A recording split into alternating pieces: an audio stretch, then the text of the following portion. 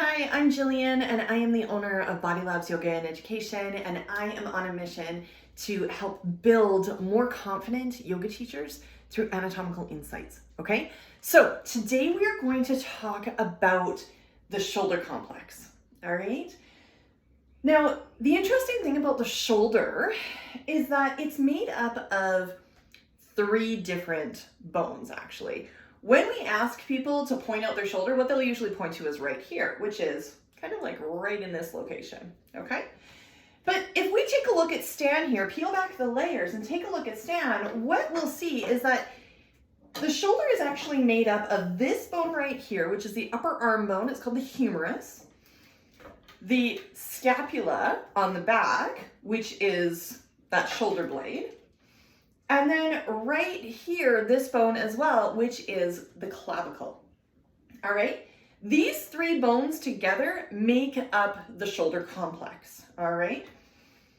Now, the interesting thing beyond those three bones is that the only point that these bones connect into the torso is not out here, and it's not back here.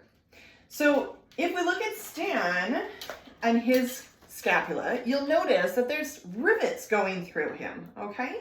There's rivets holding his scapula in place, and then there's screws holding his humerus in place.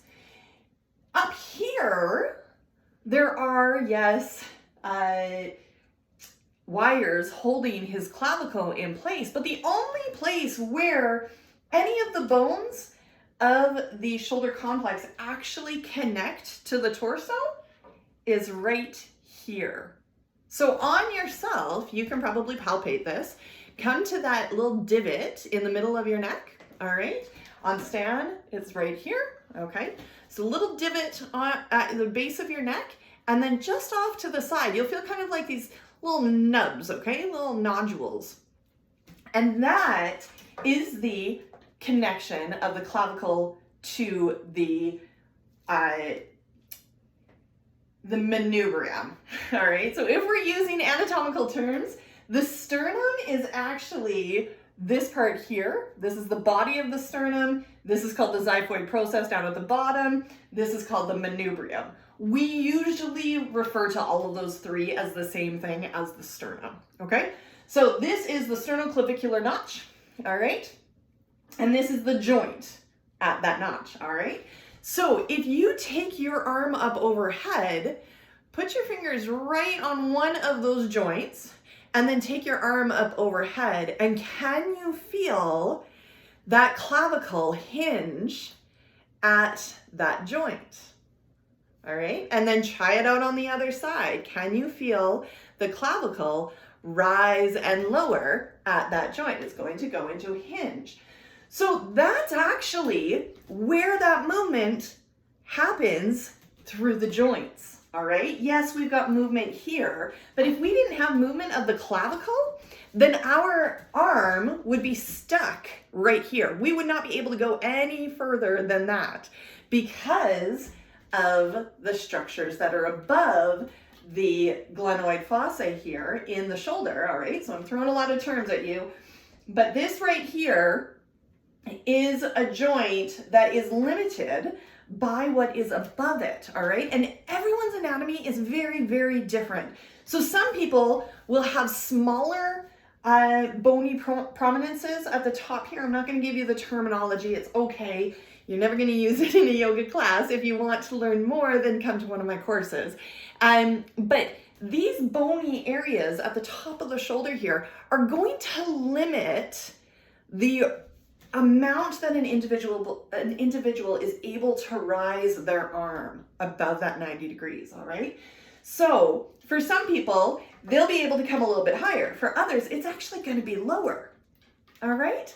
Now, the other thing that is interesting here is that when we take our arms forward, there is a point at which this bony part is going to come and restrict the movement of the arm. All right, so it's going to restrict the movement of the arm. So Try this out. Take your arms up overhead, like we say in yoga classes all the time. Raise your arms up overhead. And what happens through your shoulders as you do that? All right, so there's a point where that movement is going to stop coming from your shoulders. Mine is right about here. And the rest of that movement has to come from my spine, and my ribs are going to flare upwards. Do you see that difference? All right, as opposed to just my arms rising. And there's a limit right there. So if I place my hand on the top of my shoulder and I limit the amount that my collarbone rises, all right? So don't let your collarbone rise. Don't let that shoulder blade lift, and just raise only your arm. How far can you go? And then allow your shoulder blade, your collarbone to lift, and how far can you go? All right, so it's an interesting kind of exploration for us in our own bodies to figure out where that movement is actually coming from, because sometimes when we explore movements, it's really great to place boundaries on a joint, all right? Limit the movement into just the shoulder. Or there's other times when it's really beautiful to allow full range of movement, whatever that person has available to them, and allow the movement to happen through the spine as well. It's just all in the intention behind the movement. So that's the shoulder joint. We'll play with this a little bit.